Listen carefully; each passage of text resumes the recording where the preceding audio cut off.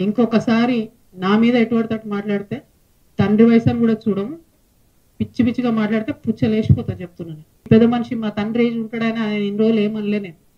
ఈయనేందో ఈమె పుచ్చు వంకాయ సచ్చు వంకాయ అనేదో మాట్లాడుతున్నట్టు. నిరంజన్ రెడ్డి గారు, మీరు మా తండ్రి వయసులో ఉన్నారు కాబట్టి చాలా మర్యాద ఇచ్చి ఈ అంశాలన్నీ చాలా గౌరవంగా చెప్తున్నా నేను.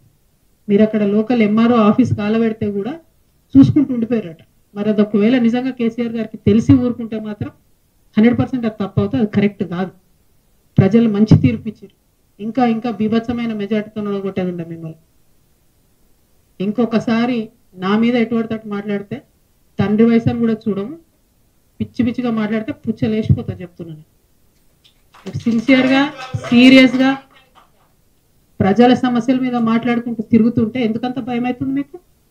మీరు అంత తెలివితేటలు ఉన్నోళ్ళు అయితే, అంత గొప్పోళ్ళు అయితే, కేసీఆర్ గారు మీకు వ్యవసాయ శాఖ మంత్రి ఇస్తే ఎంత పని చేయాలి కాన్స్టిట్యున్సీకి?